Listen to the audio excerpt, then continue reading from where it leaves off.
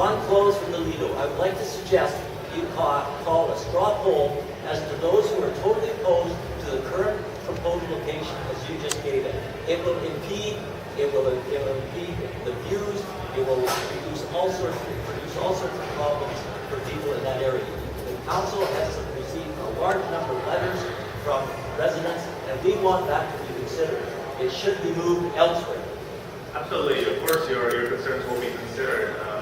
The council has received a very large amount of correspondence from all sorts of residents, from not just from Eastside, but from downtown, from Queensboro, and everybody's ideas will be considered. There's no reason to not consider your concerns. The final decision that will be made will, of course, be left to the council, keeping them being representatives, but there will be no reason to not consider your concerns. So may I answer the lady's question first and put her hand up first? Thanks.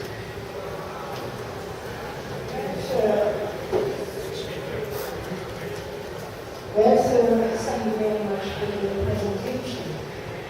Talk about figure out how much that is going to cost us taxpayers. Sure. Thank you.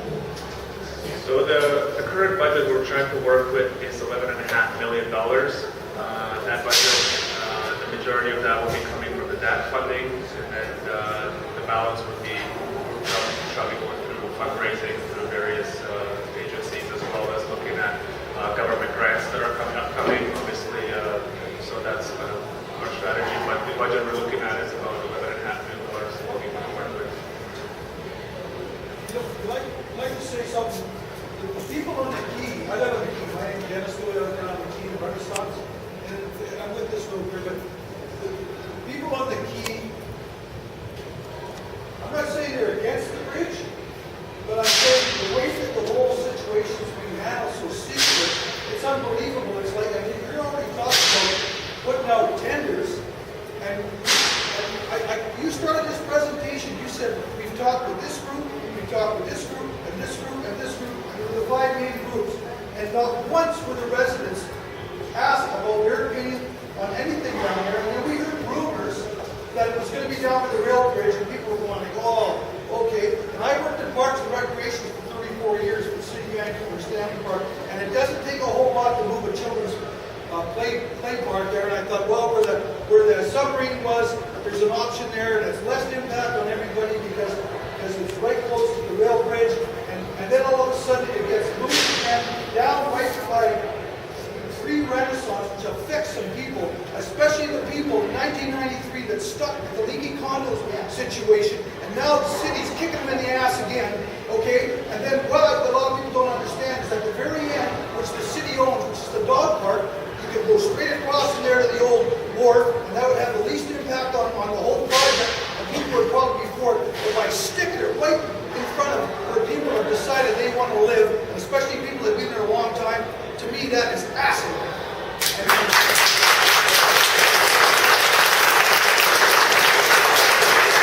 Sure. I want to address that. Obviously, you haven't been ignored. Obviously, we had to talk to those first 4 stakeholders, 5 stakeholders, because we had to first agree.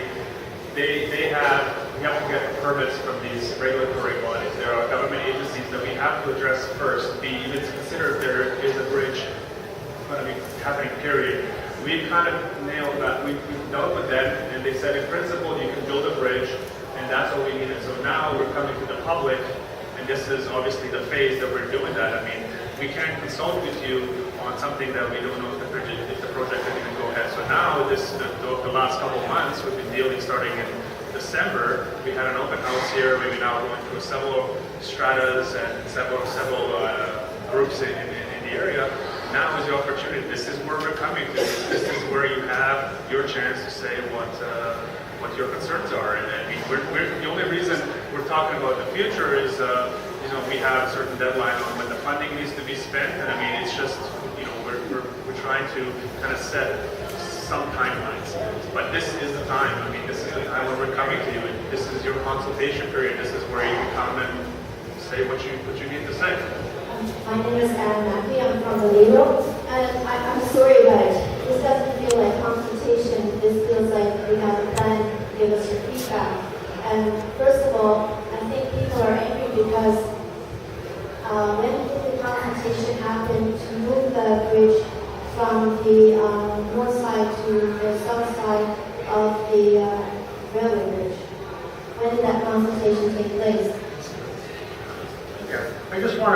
something for people tonight. We came here to present the bridge, to show people what's happening and where we are in the process. We're not at the end of the process. We fully are aware that there are some concerns down at the quay that need to be addressed. And I'm sure the council will ask us to go out and have additional meetings and collect more feedback before we finalize the design. So I just want to say, tonight was not a night that we were going to come down and debate the merits of the bridge. We're bringing you the information, and I would suggest that you, as you've been doing, sending your comments to mayor and council and asking them to have additional consultation, and we will be bringing that to the public. The reason that we're here, and we apologize for hijacking the AGM, but the reason that we're here is there hasn't been any opportunity for any meetings with you. We've said there's been no opportunity for consultation. There have been letters, there's been emails, there have been phone calls to the city and to the mayor and to the councillors. And to this point, no one has notified us when there are going to be any meetings about it. Thank you. I'm Mark Ellison, I'm the manager of strategic initiatives. We did receive the dates from you the other day, and we're now looking for dates that work with our staff. That was because I asked when the public meeting would be, and the department came back and said they meet with the leader. No, we must have had a miscommunication there. We are required to do a very rigorous process with Port Metro Vancouver involving extensive consultation. And in our communications plan that we've submitted to Port Metro Vancouver includes direct consultation with immediately affected residents. We asked you for the dates that you were available. You passed them on the other day, and we're now looking to book a time to be with our staff. Excuse me, why did you spend all of this money? And you're going to put a tower right in front of a whole bunch of people's residences. That is crazy. It's not just a consulting problem. Why don't you guys spend the kind of money that you've been spending in consulting without actually saying, we're putting a 60-foot tower, and I don't happen to be elected, but I am infuriated that the city beneath this, the planning department, I presume, can't just go off like that, go from the north to the south. That is insane. A tower, an elevator in front of people's streets when they're looking right out. And I can walk that. That is crazy. It's not just consultation. We're talking, this cannot go. Period. You guys have to find another place, which I'm sure you're highly skilled, technically skilled, but you have no idea. We are the stakeholders. Period.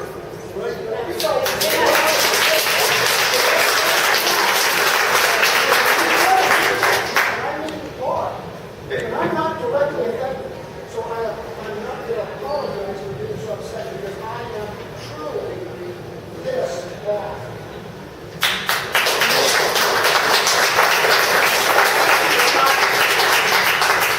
Okay, we've heard you. And I hope so. I hope Council has so. heard you, and we are going to continue to listen to all stakeholders. Thank you very much. Mark, I think part of the issue is your suggestion you just want to meet with this group, and I believe there are other people that would like to be involved in the process. So we need to open it up to the whole key area so we can get it, and we can get on the thing as well. The consultation plan does involve broad consultation as well as targeted consultation. So we will be issuing individual mailed invitations to the broader consultation, and we are already arranging to meet with the directly affected stratas. On both sides, as well as I just want to ask you a question. Do you know, is the Starlight Casino one of the players in this? How much are they funding? $6 million? Okay, the thing is, I don't know much about this. I just learned about this in tonight because I live down Highway. Something I envisioned and it may not, but it is pertinent to what you guys are trying to put together, is that obviously if the $6 million put out for the Starlight Casino, you're building a bridge kind of for the casino, kind of for the city, right? Am I right or wrong? Right?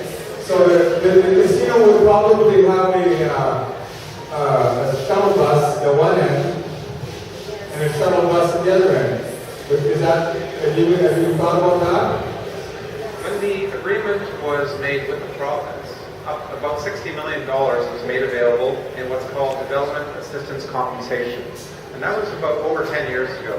The city was required to say what the 5 priorities were for the funding. And the gaming branch actually agreed with us. We have a contract with them. Priority 4 is the bridge, and it requires a permanent connection between the 2 sides. Okay, then the question is historic casino, you think, because they're stakeholder, are going to have a shuttle at one end and a shuttle at the other end? I'm just asking that question, yes or no? They currently do have a shuttle between 22nd Street Station and the casino. Okay, but I just did this because I live there, nice, quiet community.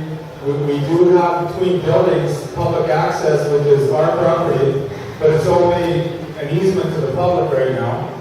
And it always has been kind of that way, kind of cool, right? But what I see is that my cool building with the shuttle at one end dropping off people to go to the casino, and then coming back shift days, which is what you do when you go to the casino. You go there, you have fun.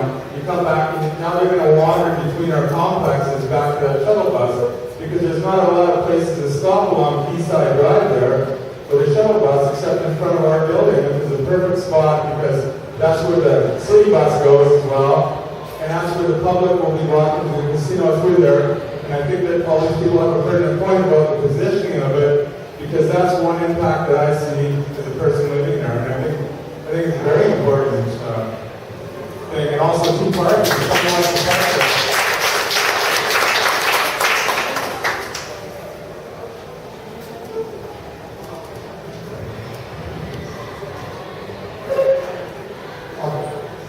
I'm in favor of special markets. Let me clarify that first. One of the roles of planning is to provide options. One thing I don't see here is in fact an option on location.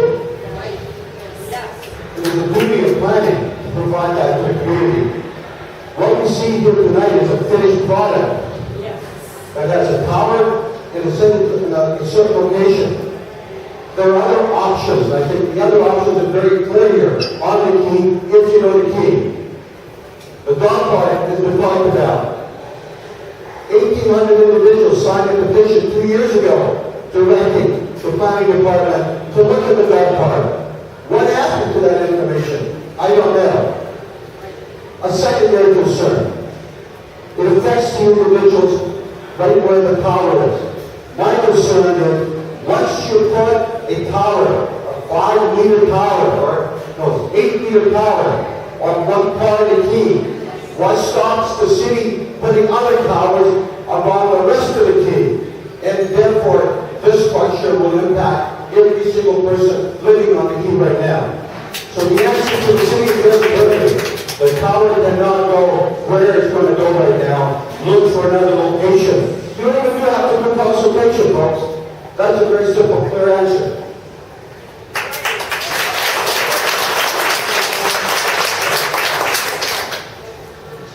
Earlier you mentioned that you do consultations with people directly affected in the area.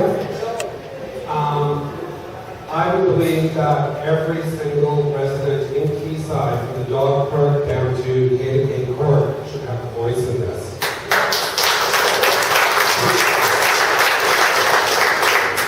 The Quayside community is more than just a few buildings. It's a very private and quiet, family-oriented area. We're already having difficulties with crime coming into the area. We're seeing this, we're already worried about this with the Boza construction coming in on one side. Now you're opening up a whole new access to people coming into the area.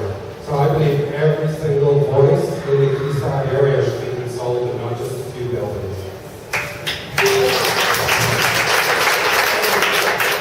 The notification area, the individually addressed invitations will include the entire Quayside area as well as the entire Port Royal area. And as a resident of the Key, with all these people here, I find it extremely offensive. I had people over from lunches who were looking at property downside in Queensboro, and part of the package deal of the developers over there is that this bridge is a done deal, and they even advertise in the new 22-story building across the water there. Part of the package is there will be a bridge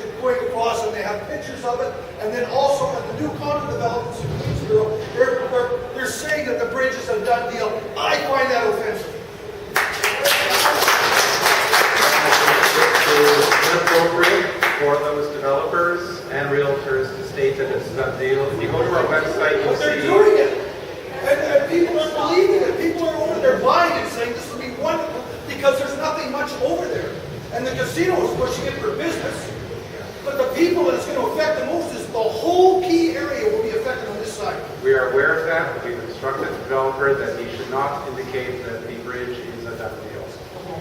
The only other thing, you mentioned a few times, and then we had to ask for a public meeting. We really don't want a private one, because you can just come listen to our lessons, but do nothing with them. We want everybody to get together and hear it. We don't want you to come to our complex, listen to our lessons, and then they do nothing.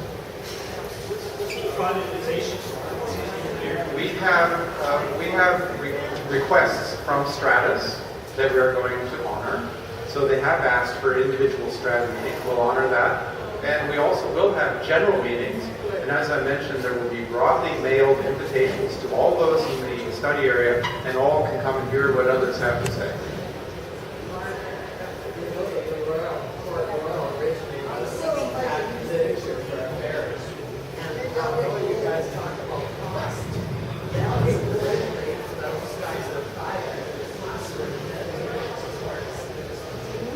And here, Yeah. The question, comment has been that originally a ferry terminal was designed for the Aragon development, and that is part of the development agreement. We've yet to find an operator who is willing to operate on that route without, well, they wanted basically someone to pay them, and our studies with Metro Vancouver have shown that outside the peak periods, there would be minimal usage of that. so the bridge would be the same. If you're getting this financing, can I just say quickly?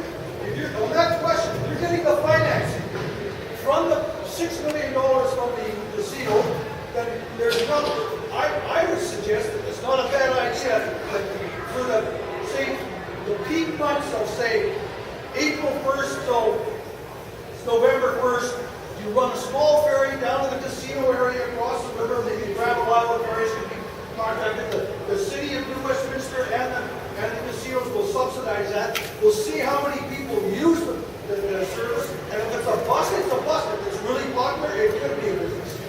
But rather than force a bridge at $12 million, so you say, on the public, I mean, you haven't even finished the elevator at the park down here, and that's been down for a long time.